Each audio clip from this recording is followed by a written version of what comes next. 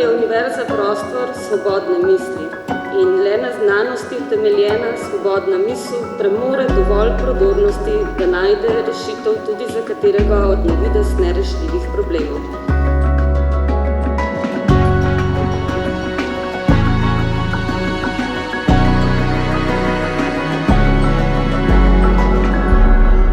I would also like to congratulate all other awardees this year for your important impact on science, arts and academia.